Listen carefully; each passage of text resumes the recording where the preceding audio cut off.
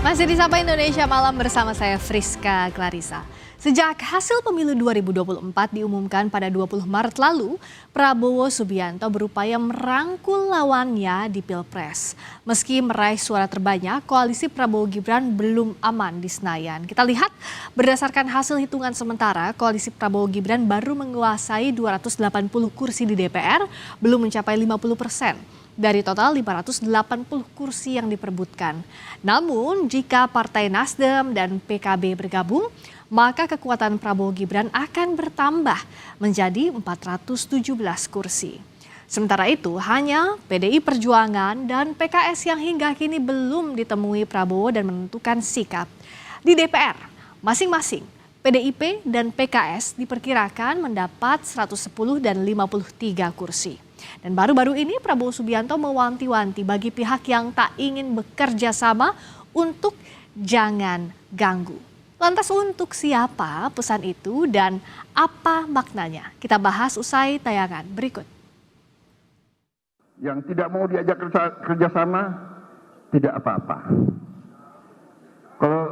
Kalau ada yang mau nonton di pinggir jalan, silahkan jadi penonton yang baik. Tapi kalau sudah tidak mau diajak kerjasama, ya jangan mengganggu. Orang lagi mau kerja kok.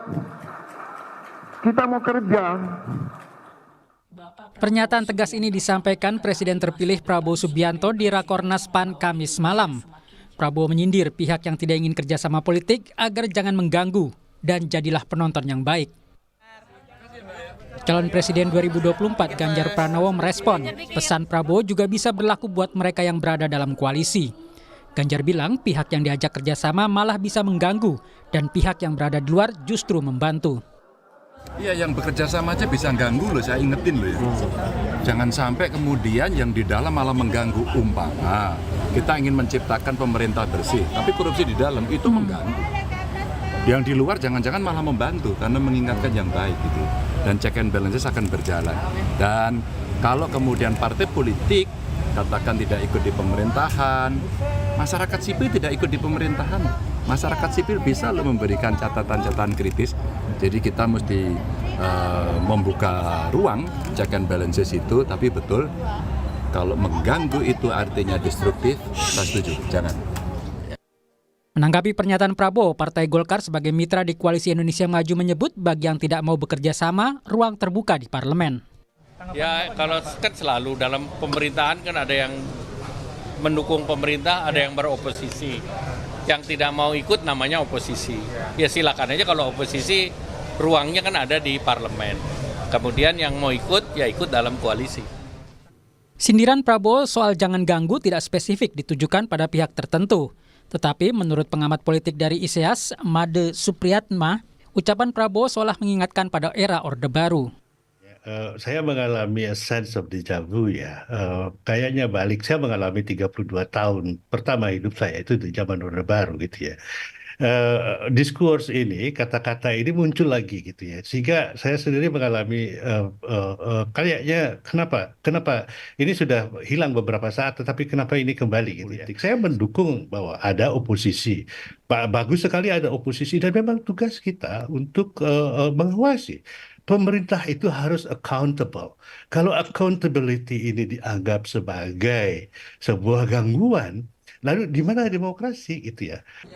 Sejak hasil pemilu 2024 diumumkan pada 20 Maret lalu, Prabowo Subianto berupaya merangkul lawannya di Pilpres. Meski meraih suara terbanyak, koalisi Prabowo Gibran belum aman di Senayan. Berdasarkan hasil hitungan sementara, koalisi Prabowo Gibran baru menguasai 280 kursi di DPR. Belum mencapai 50% dari total 580 kursi yang diperebutkan. Namun jika Partai Nasdem dan PKB bergabung, maka kekuatan Prabowo Gibran akan bertambah menjadi 417 kursi. Sementara itu hanya PDI Perjuangan dan PKS yang hingga kini belum ditemui Prabowo dan menentukan sikap. Di DPR, masing-masing PDIP dan PKS diperkirakan mendapat 110 dan 53 kursi. Lalu kepada siapa pesan Prabowo sesungguhnya ditujukan? Hingga kini memang belum ada partai yang secara resmi mengumumkan berseberangan dengan pemerintahan mendatang. Hanya saja pada Senin lalu, capres dari PDI Perjuangan Ganjar Pranowo mendeklarasikan dirinya menjadi oposisi. dan tidak akan bergabung dengan pemerintahan Prabowo Gibran. Tim Liputan Kompas TV. Kepada siapa dan apa makna pesan jangan mengganggu yang diucapkan Presiden terpilih Prabowo Subianto? Kita bahas bersama Wakil Ketua Umum Partai Gerindra Habibur Rahman dan politisi PDI Perjuangan Chiko Hakim. Selamat malam Bang Habib, Mas Chiko.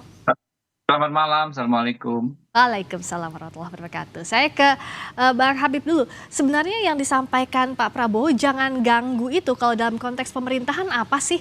Karena kan kalau bilang jangan ganggu ini kan subjektif. Misalnya yang di luar pemerintahan memberikan kritik keras itu dianggapnya mengganggu atau tidak? Gimana Bang Habib?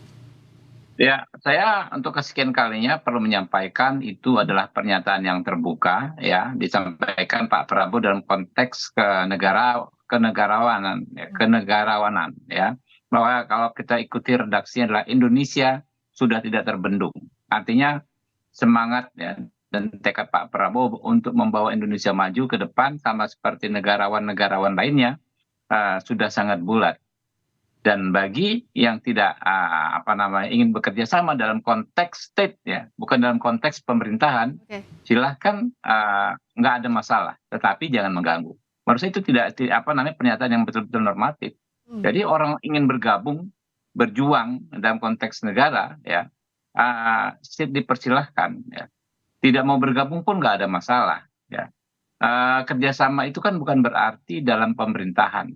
Bukan berarti hanya berkoalisi di dalam satu pemerintahan. Bukan berarti misalnya mendapatkan menteri atau jabatan menempatkan kadernya di jabatan tertentu. Bukan harus seperti itu. Di luar pemerintahan pun ya, sebagaimana yang dipraktekkan selama ini oleh partai-partai politik di Indonesia, itu termasuk dikategorikan kerjasama. Menyampaikan kritik, ya, menyampaikan masukan, menyampaikan perbedaan pendapat, itu bukanlah gangguan. Ya, itu adalah bagian dari dinamika demokrasi dan itu keniscayaan yang memang ada di alam demokrasi. Pak Prabowo sudah 20 tahun berpartai ya, sudah 20-an tahun lebih berarti ada di alam demokrasi, mendirikan partai yang mana partai kami besar juga karena kritikan, karena masukan dari pihak-pihak yang berbeda pendapat. Nah, kami mengapresiasi dan setuju 100% dengan yang disampaikan tokoh bangsa Pak Ganjar Pranowo barusan disampaikan. Ya. Sangat cerdas ya. Saya pribadi salut dan bangga dengan beliau mengatakan bahwa bisa saja yang mengganggu dari dalam. Itu benar-benar poin yang saya pikir sangat-sangat berarti ya. Bisa saja memang ada orang yang secara lisan mengatakan akan gabung dalam perjuangan ya, mencapai tujuan membebaskan rakyat dari kelaparan. Tapi nggak sejalan di dalam gitu ya. Tetapi justru berkhianat dengan melakukan tindakan-tindakan yang bertentangan dengan nilai-nilai perjuangan tersebut. Misalnya korupsi. Itu benar-benar disampaikan oleh Pak Ganjar Pranowo. Dan yang di luar, ya, yang di luar pemerintahan maksudnya ya, bukan yang tidak bekerja sama, yang di luar pemerintahan, bisa juga malah justru pihak yang membantu. Membantu apa? Dengan memberikan masukan yang kritis ya. Masukan memberikan informasi dari sisi luar ya, bahwa ada hal-hal yang kurang tepat, ada hal-hal yang kurang maksimal dilakukan oleh pemerintahan. Itu bukan mengganggu, itu membantu. Nah, jadi sebetulnya ini nggak ada masalah. Saya optimis juga nggak akan ada masalah, baik dengan elit-elit lain maupun dengan partai-partai politik termasuk dan terutama PDI Perjuangan. Jadi kalau dari Gerindra bilang ini nggak ada masalah kok. Kalau dari PDIP melihat secara teks dan konteks, apakah ada masalah dengan pernyataan jangan mengganggu atau bisa jadi bias dalam praktik pemerintahan nanti, Mas Chiko? Mas Chiko tolong di-unmute dulu. Jadi gini, kalau kita mendengarkan penjelasan dari Bung Habibur Rahman, tentu itu tidak menjadi masalah, ya kan? Kalau penjelasannya begitu elaboratif, begitu komprehensif. Namun tentu memang ada menerjemahkan apa yang disampaikan Pak Prabowo ini memang karena kutipannya begitu pendek, ya wajar-wajar saja ada salah paham. Nah, kita akan membahas apabila yang disampaikan nama Pak Prabowo itu bukan seperti yang dimaksud Bung Habibur Rahman, tapi tentunya memang sebenarnya itu yang dimaksud Pak Prabowo apalah yang disampaikan oleh Bang Habibur Rahman. Tapi Ya. masalah adalah kalau kita bicara dalam sebuah sistem demokrasi yang sehat, tidak boleh ada penonton yang pasif, siapapun yang dimaksud sebagai penonton. Saya merasa orang yang berada di luar pemerintahan, partai politik yang berada di luar pemerintahan, baik juga itu menjadi bagian dari parlemen atau di luar parlemen, seperti masyarakat sipil, seperti masyarakat biasa, masyarakat di akar rumput. Saya rasa semua mempunyai channel-channel tersendiri untuk menyampaikan kritik dan pesan dan aspirasi untuk pemerintahan yang berjalan. Nah, ini yang kita harapan kita, bukan itu yang menjadi kata-kata jangan mengganggu. Nah, ini harapan-harapan yang kita sebagai insan demokrasi tentunya ke depan pemerintahan yang akan dibentuk juga tetap menjunjung tinggi nilai demokrasi tersebut. Nah, tetapi kalau kita bicara soal gotong royong, kita bicara soal kerjasama, sesungguhnya tidak berada di dalam pemerintahan pun adalah suatu kerjasama, suatu gotong royong yang artinya sama-sama membangun negeri ini bersama-sama untuk menciptakan iklim demokrasi yang sehat dan juga checks and balances. Kita selalu mengatakan gitu ya, kalau kita lihat ada orang jahat gitu kan, kita selalu bilang semua orang itu terlahir baik atau semua orang awalnya selalu mempunyai niat baik, betul. Dan apa yang merusak niat baik itu kadang-kadang apa? Lingkungan itu tadi, ya kan? Iman yang lemah, ya kan? Terus gangguan-gangguan, cobaan-cobaan, nah itu. Nah, kalau kita bicara lingkungan itu seperti yang disampaikan oleh Pak Ganjar sendiri, bahwa kadang-kadang ada di dalam juga akan mengganggu itu selain korupsi, ya kan? Itu jauh dari nilai-nilai perjuangan yang sebenarnya ingin diciptakan. Tapi juga bisa inkompetensi gitu ketika salah memilih menteri misalnya, orang-orang yang kurang kompeten. Jadi harapan kami tentu apa yang disampaikan Pak Prabowo itu juga berlaku ke dalam artian jangan sampai asal meraup koalisi yang begitu besar tanpa betul-betul mencermati siapa-siapa yang berada di dalam, kompetensi-kompetensinya, dan juga rekam jejaknya, integritasnya, dan lain-lain. Tapi pada prinsipnya, kita harus menjaga demokrasi ini supaya tetap sehat, dan harapan kami tidak boleh ada penonton yang pasif di negeri ini dalam roda pemerintahan maupun di luar pemerintahan. Agar jangan ada tafsir bahwa penonton yang dimaksud ini adalah dalam konteks pasif menjaga checks and balances. Bang Habib, apa yang dijaminkan? Termasuk juga tadi pengamat dari peneliti ISEAS bilang jangan sampai ada diksi seperti Orde Baru. Jadi pasif, tidak boleh ada kritik seperti yang ditakutkan. Bagaimana untuk membedakan ini, Bang Habib, dalam konteks state maupun good governance? Ya, demokrasi kita memberikan hak kepada pengamat seperti tadi ya Pak Made juga untuk menyampaikan pendapat yang menurut saya juga tidak demokratis. Jadi demokrasi memberikan ruang kepada orang yang tidak demokratis dalam melakukan judgement kepada orang lain. Itu hak. Nanti rakyat yang menilai. Dia tadi katakan kan dejavu. Apanya yang dejavu? Dengan Orde Baru lagi dikaitkan dengan Orde Baru. Partai Gerindra partai yang dibangun susah payah di dalam sistem demokrasi. Kami meraih kursi demi kursi, menambah kursi demi kursi setiap 5 tahun dengan keringat dan darah demokrasi. Kurang lebih begitu ya, karena kami memenangkan hati rakyat. Begitu juga partai-partai politik yang lain. Ya. Lalu kalau kita menilai statement seseorang, ya, tempat paling tepat untuk mengkonfirmasi adalah tempat di mana statement tersebut berasal. Saya adalah juru bicara resmi. Dalam berbagai kesempatan saya sudah sampaikan pernyataan seperti ini. Yang kedua, dalam menilai pernyataan seseorang, kita harus melihat histori, ya, latar belakang sejarah. Apakah itu pernyataan yang baru? Nah, kalau saya, ya, coba teman-teman nanti cek ya. Saya sendiri sering menyaksikan Pak Prabowo sejak beberapa belas tahun terakhir sering sekali menyampaikan pernyataan yang serupa. Sejak 2009, dia baik di forum-forum internal partai kami maupun di arena-arena kampanye. Kita sebagai bangsa bertekad membebaskan rakyat dari kelaparan, ya, mensejahterakan rakyat. Bagi yang tidak mau bergabung dalam barisan perjuangan, silahkan minggir. Kurang lebih kan begitu, pernyataan yang konteksnya adalah untuk memotivasi. Dan ini pernyataan yang biasa saja menurut saya, ya. Kalau ini dikaitkan dengan Orde Baru lalu seolah-olah ada tindakan anti demokrasi, di mana ada sejarah kami Partai Gerindra mempraktekkan tindakan-tindakan tersebut. Oke. Kami bisa dapat menjadi partai ketiga terbesar karena proses demokrasi. Dan jaminannya apa? Jaminannya adalah track record kami, ya. Selama kami di luar pemerintahan, kami 5 tahun Pak Jokowi, kami di luar pemerintahan. Kami sampaikan kritikan-kritikan yang membangun, ya. Tetapi kalau ada kebijakan yang baik, kami support. Begitu juga ketika 5 tahun periode kedua Pak Jokowi, kami sebaliknya ada di dalam pemerintahan, ya, kami support. Tetapi ketika ada, ya, kebijakan-kebijakan yang kurang tepat, kami tetap menyampaikan kritik kepada pemerintahan itu sendiri. Coba cek, ya, di 11 komisi DPR, ya, periode 2019 sampai 2024.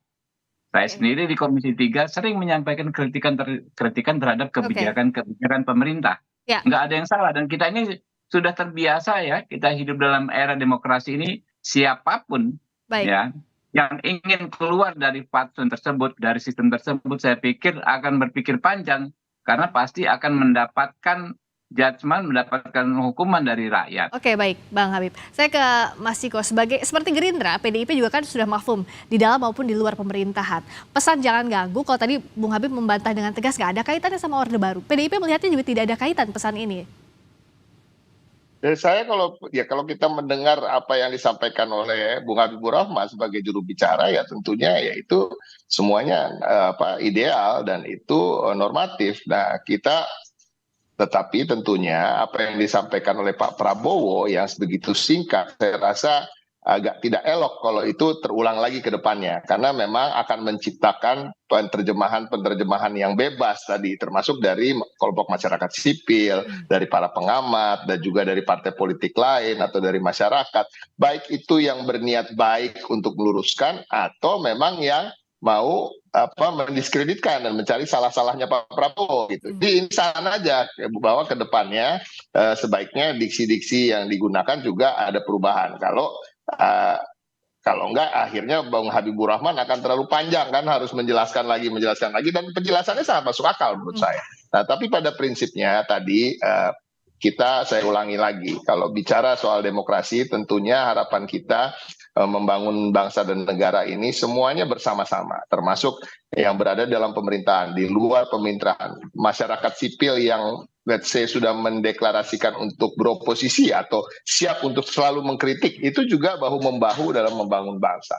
Nah, kalau kita bicara yang mengganggu justru adalah lebih pasti bisa mengganggu, yaitu justru kemungkinan dari dalam, karena mensabotase baik sengaja maupun tidak sengaja gitu. Kalau sudah seakan-akan sudah setuju dengan visi misi presiden, tetapi ketika di dalam nggak setuju gitu, memaksakan visi misi yang berbeda gitu, itu satu, ya kan? Atau kompetensinya kurang sebenarnya, tapi dipaksakan untuk menjadi pejabat-pejabat dalam pemerintahan. Begitu juga korupsi tadi sudah disampaikan oleh Pak Ganjar. Nah, ini banyak hal yang memang justru yang dari luar bisa menjadi kontrol dari orang-orang yang bisa mengganggu dari dalam.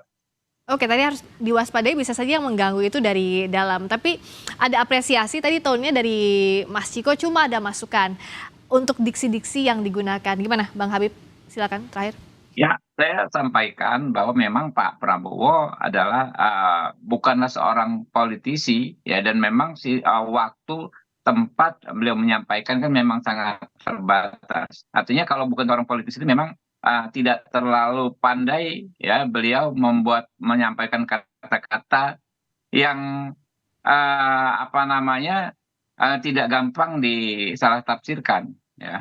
Tapi saya yakin rakyat paham banget bahwa beliau adalah orang yang genuine, orang yang ikhlas berjuang untuk bangsa dan negara, sehingga rakyat tidak akan meragukan niat baik Pak Prabowo dalam setiap menyampaikan pendapat-pendapatnya di depan publik. Itu yang penting bagi saya. Tentu Pak Prabowo punya kekurangan, ya, masukan dari Bung Ciko dan lain sebagainya. Setiap masukan dari siapapun tetap akan kami hargai, kami terima, kami cermati, ya. Kita memang ke depan kita bukan persoalan kita capek mengklarifikasi, bukan, ya. Situasi memang seperti ini. Kita punya pemimpin yang baru, ya, yang punya karakteristik tertentu, mungkin agak spesifik dan berbeda dengan pemimpin-pemimpin lain. Tapi insya Allah ya rakyat tahu dan Ya. saya jamin Pak Prabowo adalah Baik. orang yang ikhlas ya. Apa yang beliau Baik. sampaikan adalah niat baik beliau untuk bangsa dan negara ini. Oke, terakhir singkat saja Bung Ciko, apa masukannya agar checks and balances ini berjalan dengan baik, mau di dalam mau di luar pemerintahan, termasuk PDIP kan belum ambil sikap ya, apa yang diharapkan?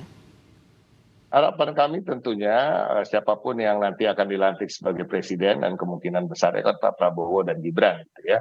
Harapan kami juga yang paling penting adalah memikirkan visi misi yang selama ini memang diperjuangkan dan itu yang menjadi prioritas, bukan menggemukkan koalisi karena sesungguhnya kalau let's say tidak harus 80% menguasai parlemen. Karena kita tahu sendiri bahwa yang berada di luar pemerintahan pun bukan berarti dari 100 kebijakan yang diajukan oleh pemerintah itu 100-100-nya ditolak. Kan selama ini juga tidak begitu ya, yang terjadi di Indonesia. Dan harapan kami menyadari bahwa keberadaan oposisi atau keberadaan suara-suara yang di luar pemerintahan yang mengkoreksi, mencoba mengkritisi, dan mencoba meluruskan dan memberikan alternatif solusi itu juga dipertimbangkan dan didengar dan kita Baik. sama-sama membangun bangsa ini dalam koridor demokrasi yang sehat. Terima kasih Mas Ciko, terima kasih Bung Sama-sama Habib Mas Eko. untuk diskusinya malam hari ini. Selamat malam. Kita